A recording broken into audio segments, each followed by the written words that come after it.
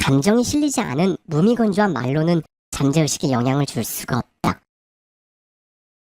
여러분은 성공합니다.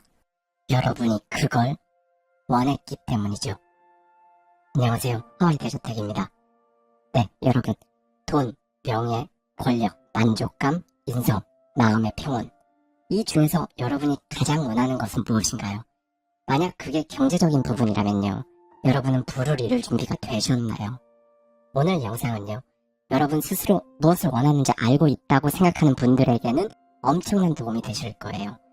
자기가 진짜로 원하는 게 무엇인지 알고 있다면 그야말로 적은 노력만으로 성공 궤도에 오르고 다시는 밑으로 내려가지 않는 방법이 있다고 말해주는 사람이 있습니다. 심지어 이 사람이 혼자 주장하는 것도 아니에요. 이 방법을 통해 자신이 성공할 수 있었다고 인정한 사람들 일부만 봐도 어마어마합니다. 대략 일부만 언급하자면요. 포드 자동차의 창립자인 헨리 포드, 미국 최초의 백화점을 세운 존 워너메이커, 시어도어 루즈벨트 대통령, 미국 최고의 작가로 평가받는 엘버트 허버드, 라이트 형제 중 형인 윌버 라이트, 미국 US 스틸의 회장이었던 찰스 슈왑, 빌레트사를 만든 킹 질레트, 미국의 석유 재벌 록펠러, 발명왕 토머스 에디슨, 우드로 윌슨 대통령, 전화기를 발명한 알렉산더 그레이엄 벨. 네, 대략 일부만 언급한 게 이 정도인데요. 정말 어마어마하죠. 그런데 이 사람들 모두 한 사람, 미국의 철강왕이었던 앤드류 카네기의 비법으로부터 도움을 받아 막대한 자산을 모았다고 인정한 사람들이었어요. 그럼 도대체 이 사람들을 일일이 다 인터뷰하고 기록을 정리하고 이런 거대한 작업은 누가 했느냐? 철강왕 앤드류 카네기의 요청을 받아서요. 우리가 잘 아는 나폴레옹 힐이 무려 20년에 걸쳐 연구한 끝에 밝혀낸 겁니다. 그래서 오늘은요. 나폴레옹 힐의 나폴레옹 힐 부의 법칙, 이 책 속에 담겨있는 인사이트를 가져와서요. 저자의 시선에 저의 생각까지 더해서 도대체 부자가 될 수밖에 없는 일종의 공식 같은 그 법칙 혹은 비법이라는 게 도대체 무엇인지 명확하게 오늘 제가 다 말씀드리도록 하겠습니다. 성공은 성공하려는 자에게만 찾아온다. 우선 당신에게 중요한 사실을 하나 전달하면서 시작하고자 한다. 일단 들어오기 시작하면 부는 숨가쁜 속도로 어마어마하게 들어온다. 가난했던 시절에 도대체 부가 어디에 숨어 있었는지 궁금할 정도로 말이다. 이 말이 놀라운가? 사실이다.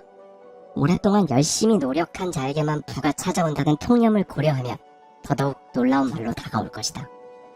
생각의 힘으로 부자가 되려는 순간 당신은 노력이 아니라 목적의식이 확고한 마음 상태가 바로 부의 시작점이라는 사실을 깨닫게 된다.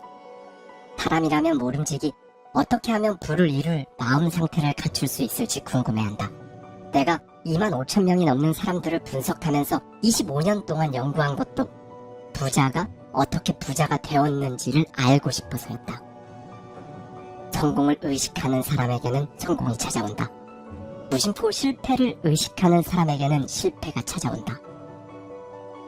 원한다면 누구에게나 실패의식에서 성공의식으로 마음가짐을 바꾸는 기술을 전달하는 것, 그것이 나의 목적이다. 무엇보다 열린 마음을 유지하라. 나의 메시지를 듣는 동안 이 법칙이 어느 한 사람의 발명품이 아니라는 점을 기억하라.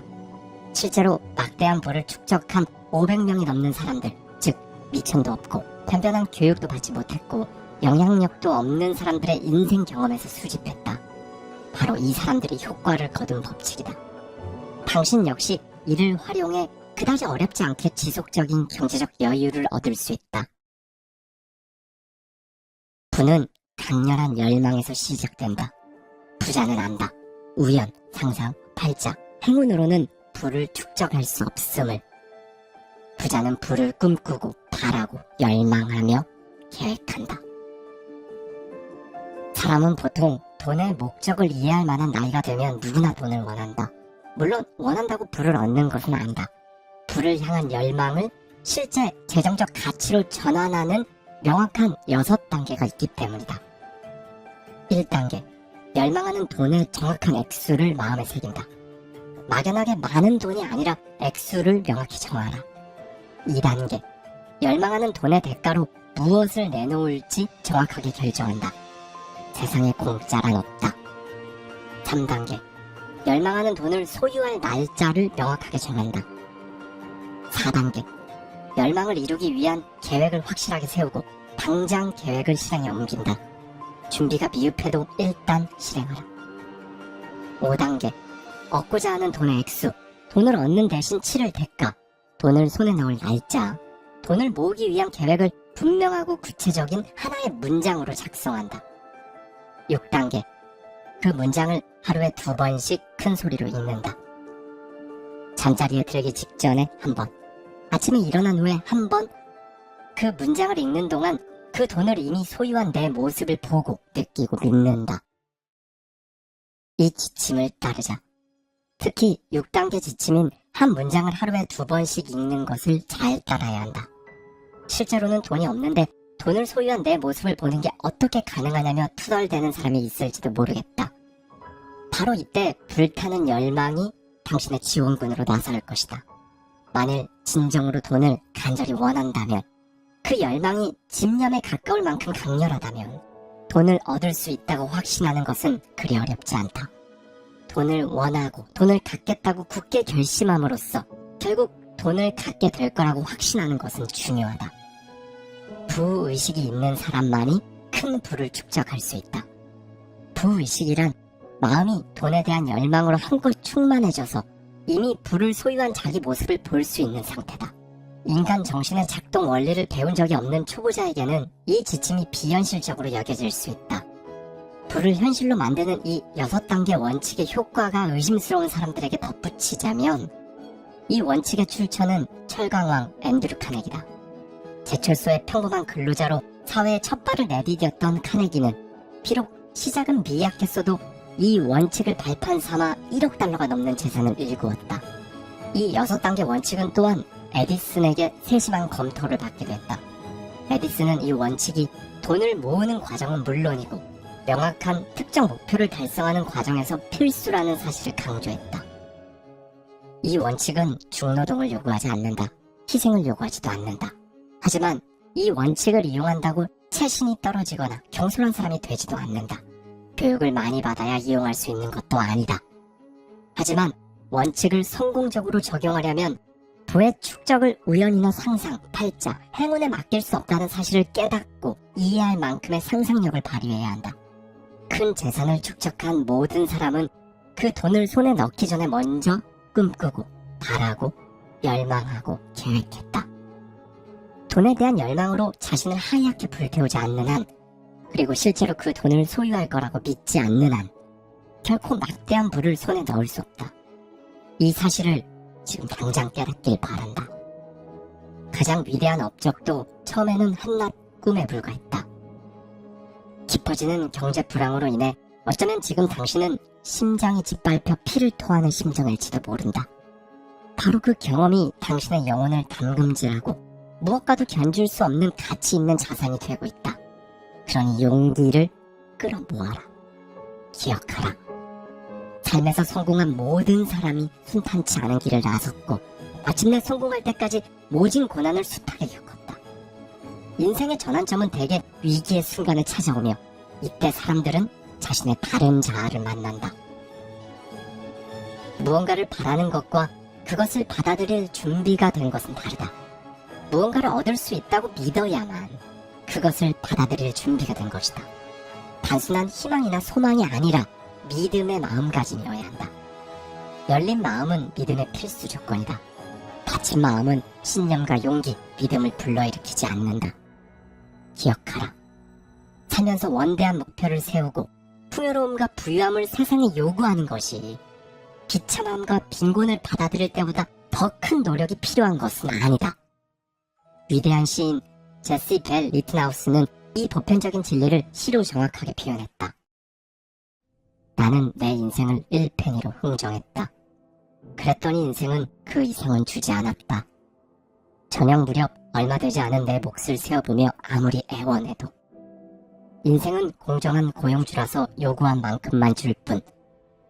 하지만 부대가 일단 당신 몫을 정하고 나면 그 일을 견뎌야만 한다. 나는 하인의 몫을 받고 일했다. 그리고 낙담한 채 깨달았다. 내가 인생에서 훨씬 큰 몫을 요구했더라도 인생은 기꺼이 지급했으리라는 것을. 강한 신념이 부를 끌어당긴다. 반드시 부자가 되겠다는 강한 신념을 품으면 신념은 반드시 물리적 등가물로 바뀌고야 한다. 열망을 물리적이나 금전적인 등가물로 전환하는 과정에서 자기 암시의 원리가 얼마나 중요한지 당신은 알고 있는가? 신념이란 자기 암시의 원리를 통해 잠재의식의 화건 같은 반복적인 지시를 보냄으로써 생성되는 마음 상태다. 그렇다. 지금까지 알려진 신념을 개발하는 방법은 잠재의식의 명령을 반복적으로 확인시키는 방법뿐이다. 사람들이 범죄자로 변하는 경로를 살펴보면 이 말의 의미가 더 명확하게 와닿을 것이다. 처음 범죄를 접할 때 사람들은 범죄를 혐오한다. 그러다 한동안 계속 접촉하면 범죄에 익숙해지고 범죄를 견뎌낸다. 접촉하는 기간이 충분히 길어지면 결국 범죄를 받아들이고 범죄의 영향을 받는다. 즉, 잠재의식은 긍정적이거나 건설적인 생각의 씨앗을 물리적 등가물로 바꾸기도 하며 마찬가지로 부정적이거나 파괴적인 생각의 씨앗도 물리적 등가물로 바꾼다.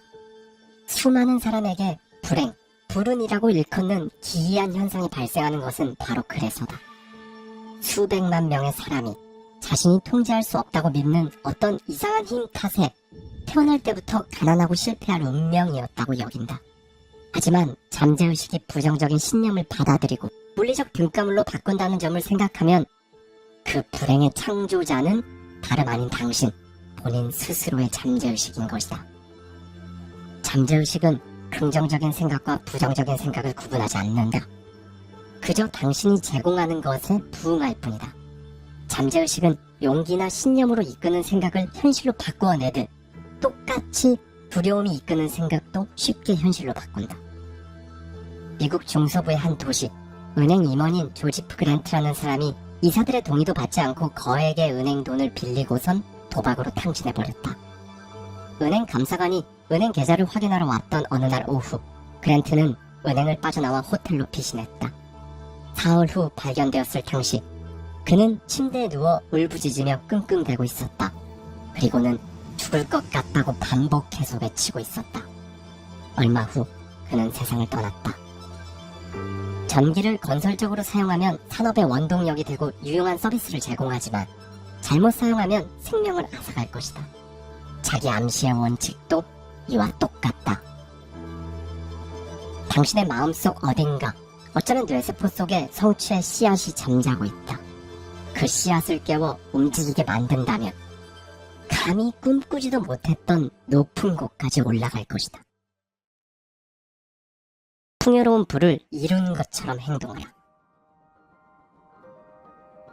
앞에서 설명한 부를 현실로 만드는 6단계 원칙에서 마지막 6단계는 매일 2번씩 돈을 향한 열망을 한 문장으로 만들어 실제 소리내어 읽고 그 돈을 이미 소유한 자신의 모습을 느끼고 믿는 것이었다.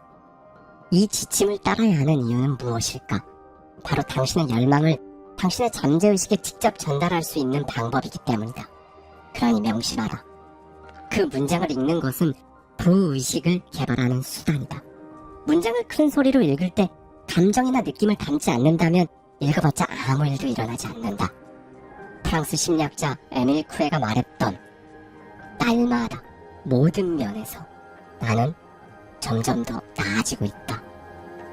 이 말 역시 수백만 번을 반복한다 해도 당신의 감정과 신념을 담지 못하면 원하는 결과를 체험하지 못할 것이다.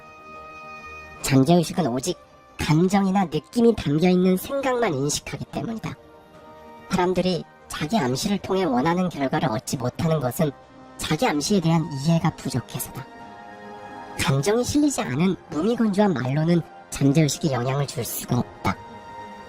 신념을 가지고 감정을 잘 담은 말이나 생각을 통해 잠재의식에 닿는 법을 배워야만 비로소 눈에 보이는 결과를 얻을 수 있다. 열심히 몇 번 했는데 효과가 없다고 실망하지 마라. 원래 그 무엇이든 몇 번 해보는 것으로는 그 어떤 효과도 얻을 수 없다. 잠재의식까지 내려가 영향을 끼치려면 그만한 대가를 치러야 한다. 잠재의식을 속이고 싶다고 아무리 간절히 원해도 그냥은 절대 속일 수 없다. 자기 암시의 원칙을 활용하려면 당신의 그 열망이 불타는 집념으로 변할 때까지 집중해야 한다. 그렇다면 어떻게 해야 그렇게까지 집중할 수 있을까? 그 방법을 지금부터 말할 것이다. 앞서 언급한 1단계 원칙을 기억하는가? 1단계 원칙은 열망하는 돈의 정확한 액수를 마음에 새긴다이다. 눈을 감고 실제로 돈이 눈앞에 떠오를 때까지, 당신의 계좌에 실제로 그 돈의 액수가 찍혀있는 것이 보일 때까지 계속 집중하라. 매일 최소 한 번은 이를 연습하면서 실제로 돈을 소유한 자기 모습을 떠올려라. 잠재의식은 이렇게 절대적인 신념을 통해 전달된 메시지를 명령으로 받아들이고 이제 그 명령에 따라 행동한다. 하지만 이 명령은 여러 번 반복해야만 잠재의식이 그 명령을 소위 해석할 수 있다. 당신이 시각화한 액수의 돈을 반드시 가져야 하고 그 돈은 당신이 소유해주기를 기다리고 있다고 말이다. 그렇게 해서 잠재의식이 돈을 얻게 해줄 실질적인 계획을 당신이 무조건 세울 수밖에 없도록 만드는 것이다. 그 돈을 소유한 당신의 모습을 떠올리고 그에 필요한 계획을 넘겨달라고 당신의 잠재의식에 요구하라. 그러다 계획이 나타나면 즉시 실행에 옮겨라. 계획은 10중 8구 6감을 통해 영감의 형태로 마음속에서 번쩍 떠오를 것이다. 이 영감은 당신의 잠재의식이 보내는 직접적인 메시지일 수 있다. 존중하는 마음으로 영감을 받아들이고 즉시 행동으로 옮겨라. 모든 성공 비법에는 끈기가 녹아있다. 하지만 듣기만 해도 힘든 그 말, 끈기. 이걸 도대체 어떻게 해야 할까? 잠재의식은 깨어있거나 잠을 자거나 상관없이 항상 작동한다. 어쩌다 잠깐씩 규칙을 적용하는 것은 전혀 도움이 되지 않는다. 결과를 얻으려면 습관적으로 규칙을 적용해야 한다. 부는 돈을 끌어들일 마음의 준비가 된 사람에게 끌린다. 가난 또한 똑같은 이치에 따라 가난에 호의적인 사람에게 끌린다. 가난의식은 습관을 기르지 않아도 저절로 발전한다.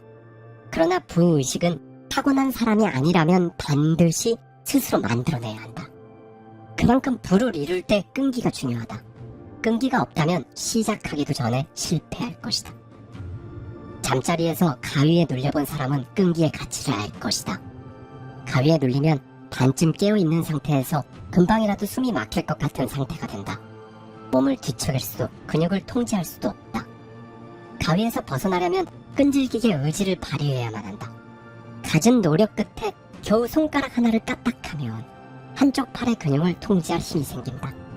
그런 식으로 의지를 최고로 끌어모아 반대편 손, 팔에 이어 다리까지 움직이면 마침내 근육을 완전히 통제하고 순식간에 가위에서 벗어난다. 이렇듯 비결은 한 단계씩 차례대로 진행하는 것이다. 살다 보면 정신적인 무기력증에 빠질 때가 있다. 여기서 빠져나오는 방법도 가위에서 벗어나는 것과 같다. 처음에는 천천히 시작해서 끈기 있게 움직이다 보면 마침내 의지를 완전히 제어할 수 있다. 끈기가 있다면 성공은 찾아온다. 막대한 재산을 모은 사람이 모두 처음부터 끈기가 있었던 것은 아니다. 그 중에는 상황에 떠밀려 끈기를 길러야만 했던 사람도 있다. 끈기라는 습관을 기른 사람은 실패에 대비해 보험을 들어둔 것과 같다. 몇몇 사람만이 경험을 통해 끈기의 중요성을 안다. 그들은 실패를 그저 일시적인 것으로 받아들인다. 그래서 열망을 끈질기게 적용해 마침내 실패를 성공으로 바꾼다. 한 발짝 떨어져 삶을 지켜보면 압도적으로 많은 사람들이 실패로 쓰러져 다시 일어나지 못한다. 하지만 실패를 더 많이 노력하라는 뜻으로 이해하는 아주 소수의 사람들이 있다. 그리고 세상에는 조용하고 보이지 않는 힘이 존재한다. 그 존재조차 잘 알려져 있지 않은 바로 이 힘이 좌절을 겪고도 계속 싸우는 사람을 구하는 것이다. 우리는 이 힘을 끈기라고 일컫는다. 끈기와 관련해 생각해봐야 할 한 가지 사례가 있다. 죽은 희망들의 무덤, 기회의 문. 이처럼 전혀 상반된 수식어를 지닌 곳이 있다. 바로 브로드웨이다. 세계 각지의 많은 사람이 명성, 재산, 권력 등 성공이라고 여겨지는 무언가를 쫓아 브로드웨이로 온다. 하지만 브로드웨이는 그리 쉽게, 그리 빨리 정복되지 않는다.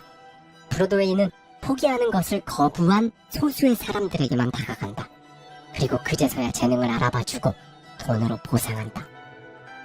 소설가 페니 허스트는 글쓰기로 부자가 되겠다는 꿈을 품고 1915년 뉴욕에 입성했다. 허스트는 무려 4년 동안 낮에는 일하고 밤에는 희망을 품은 채 그렇게 계속했다. 희망이 희미해져도 포기하지 않았다.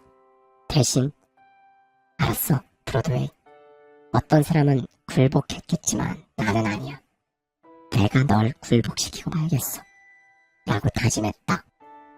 그녀는 세러데이 이브닝 포스트로부터 무려 36번의 거절 통보를 받았으나 37번째 만에 마침내 한 편의 글을 기고하는 데 성공했다. 만약 그녀가 평범한 사람이었다면 맨 처음 거절 통보를 받았을 때 포기했을 것이다. 하지만 이기고야 말겠다고 결심한 그녀는 아랑곳하지 않고 4년 동안 신문사의 문을 두드렸다. 그리고 마침내 보상이 찾아왔다. 마법이 풀렸고 눈에 보이지 않는 인도자의 시험을 기꺼이 통과한 것이다. 그때부터 출판계 인사들이 그녀의 집으로 몰려들기 시작했다. 곧이어 영화계에서도 푼돈이 아닌 마치 홍수처럼 큰 돈들이 쏟아져 들어왔다. 그녀의 최신 소설 위대한 웃음은 출간되기도 전에 당시 최고가에 팔렸다. 허스트의 사례가 절대 이례적인 경우가 아니다. 누구든 큰 부를 축적한 사람은 끈기부터 길렀다. 브로드웨이는 거지에게는 커피 한 잔과 샌드위치를 주지만 큰 것을 쫓는 사람에게는 끈기를 요구한다. 인연이 있다면 우리는 반드시 만날 것이다. 짧은 시 한 편을 공유하고 싶다. 패배했다고 생각하면 패배한 것이다. 할 수 없다고 생각하면 할 수 없다. 승리하고 싶지만 그럴 수 없다고 생각하면 승리하지 못한다. 남보다 못하다고 생각하면 남보다 못한 것이다. 높이 오르려면 높이 생각해야 한다. 보상을 받으려면 먼저 자신을 믿어야 한다. 더 강한 자, 더 빠른 자가 삶의 전투에서 언제나 승리하는 것이 아니다. 머지않아 승리하는 자는 할 수 있다고 생각하는 자다. 그렇다. 당신이 절대적으로 다스릴 수 있는 건 단 하나, 바로 당신의 생각뿐이다. 자신의 마음조차 다스리지 못한다면 다른 무엇도 다스릴 수 없다. 실패를 해명하느라 변명을 불러대는 건 온 인류의 취미다. 인류만큼이나 오래된 이 습관은 성공의 치명적이다. 사람들은 도대체 왜 변명에 집착할까? 답은 분명하다. 자신이 만든 것이기 때문이다. 그리고 자신의 창작품을 방어하는 건 인간의 본성이다. 이에 대해 플라톤은 이렇게 말했다. 최초이자 최고의 승리는 자아를 정복하는 것이다. 자기 자신에게 정복당하는 것은 무엇보다 수치스럽고 절대 용납할 수 없는 일이다. 라고 말이다. 마지막으로 나는 당신에게 이 말을 꼭 전하고 싶다. 인생은 장기판이고 맞은편 상대는 시간이다. 말을 움직이기 전에 망설이기만 한다면 상대가 당신의 말을 전멸시킬 것이다. 당신의 상대는 당신의 우유부단함을 용납하지 않는다. 지금까지는 당신의 인생에서 원하는 걸 얻지 못했어도 논리적으로 변명할 수 있었겠지만 그런 변명은 더 이상 통하지 않는다. 이제 풍요로운 삶이라는 부의 문을 열 차례다. 그 문을 열어볼 것인지 여부는 당신의 선택이다. 불멸의 에머스는 이렇게 말했다. 인연이 있다면 우리는 반드시 만날 것이다. 그렇다. 인연이 있었기에 당신과 내가 이 영상을 통해 만난 것이다. 그리고 당신은 당신의 풍요로운 그 삶과 반드시 만날 것이다. 감사합니다. 지금까지 하와이 대저택이었습니다.